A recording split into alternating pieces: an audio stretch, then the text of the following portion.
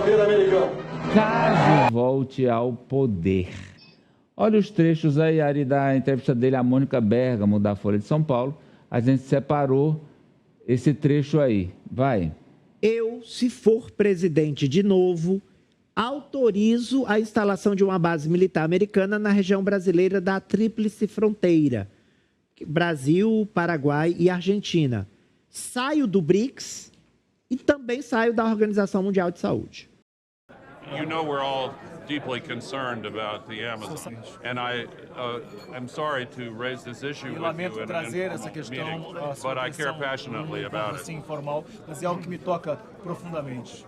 A Amazônia não pode ser esquecida. Temos muitas riquezas. Gostaria muito de explorá-la junto com os Estados Unidos. We would very much like to tap into these resources together with the United States.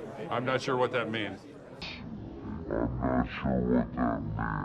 37 acordos assinados com a China. Estão entregando o Brasil para a China. A chamada Rota Bioceânica abre para o Brasil o acesso a uma nova costa e promete reduzir em até 17 dias o transporte de produtos para os chineses, nossos principais parceiros comerciais. Os custos de frete também devem ficar mais baixos. Tudo isso no momento em que o Brasil busca ampliar as exportações em resposta ao tarifaço de Donald Trump. Entre elas, um acordo de energia nuclear. Sou o único candidato a presidente que tem coragem de dizer que o Brasil precisa construir a bomba atômica. Só 5 países no mundo têm o monopólio do poder nuclear, impondo aos outros a humilhação de assinar tratados de não proliferação de armas nucleares. É preciso construir a bomba, não para jogar a bomba em ninguém, mas sim para evitar que alguém jogue a bomba aqui, como os Estados Unidos fizeram com o Japão em 1945. Se o Japão tivesse a bomba, ninguém se atreveria a ter destruído Hiroshima e Nagasaki. Meu nome é Enéas. Pelas energia, agricultura e medicina. Em construção de bombas atômicas. Falei, ficar tranquilo, já passei para a equipe do Trump isso aí.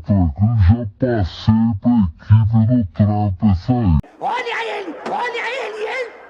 Eles têm uma preocupação com o Brasil.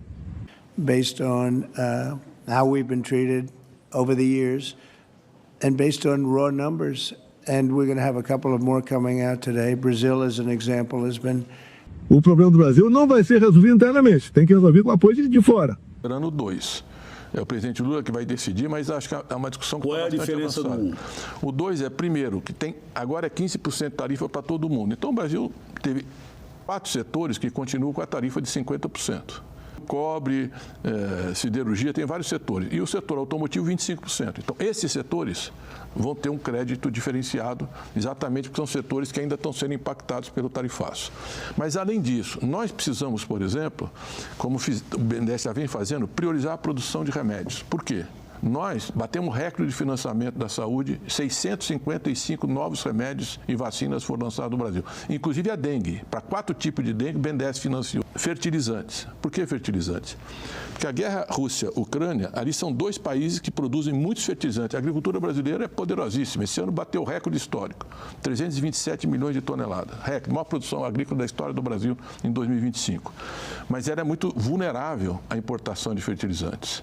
Então, quando aquilo apareceu, ficou claro que nós temos que produzir mais fertilizante, nós temos condições de produzir no Brasil. Tem que produzir fertilizante. Então, perspectiva, inteligência artificial. Nós não podemos ser só consumidor de inteligência artificial. Nós temos que produzir inteligência, nós temos que, porque hoje os chineses desenvolveram uma tecnologia aberta que você não precisa daquelas big empresas para ter inteligência artificial. Mais barata. Muito mais barata, é software aberto, você troca experiência, nós já temos vários projetos em andamento no Brasil. Investindo em indústria de defesa, nós temos que reequipar as Forças Armadas. O poder de dissuasão é saber o seguinte, aqui não. Então, você tem empresas, por exemplo, como a Vibraz, que produz foguetes, que estava 10 anos parada, que vai voltar a produzir, que vai encomendar. Nós já resolvemos a recuperação judicial, nós vamos financiar e nós vamos ter saída. Você tem empresas como a Embel, na área militar, a produção de drones, que é uma nova tecnologia que cresceu muito, que o Brasil pode avançar. Você tem a Embraer, que produz Super Tucano, KC-320, a empresa que mais se valorizou na Bolsa. Nós não estamos querendo ir para a guerra. Nós só queremos deixar claro para quem quer que seja que aqui nós temos capacidade de defender o território e que a nossa soberania vai ser respeitada. Nós não podemos ter a ingenuidade de achar que esse mundo turbulento não precisa de umas Forças Armadas profissional, preparada, capacitada e que respeite integralmente a Constituição. A outra área são os minerais críticos. O Brasil tem grandes reservas de terras raras. 85% das Forças Armadas americanas não se movem sem esse imã. Operados por uma vulnerabilidade estratégica. Eles precisam de terras raras.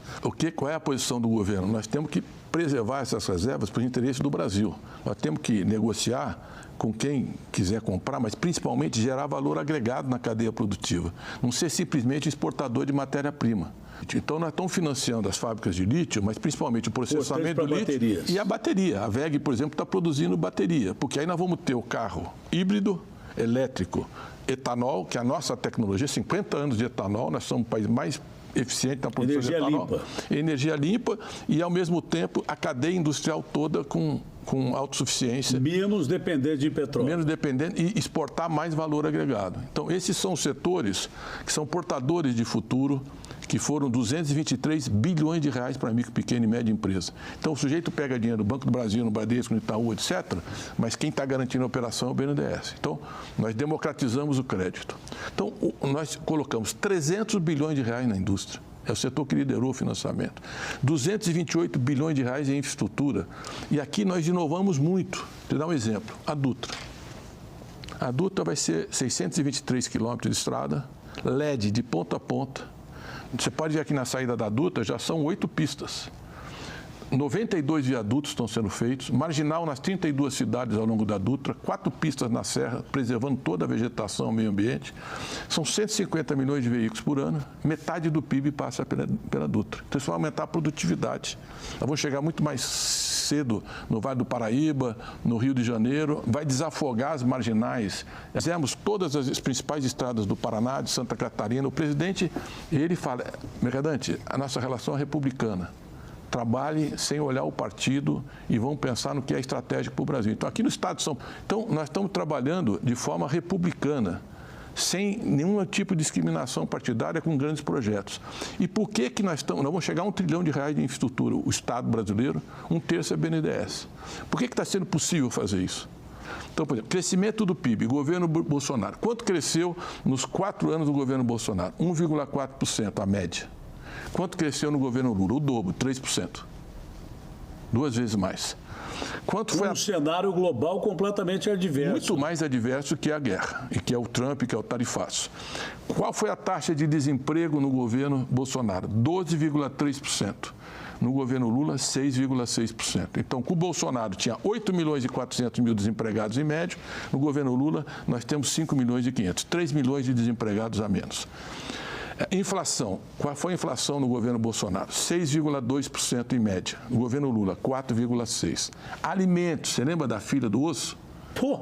A inflação era 11,9%. Quase 12% ao ano. Quanto foi no Lula? 3% em 3 anos. 3% em 3 anos. Comida.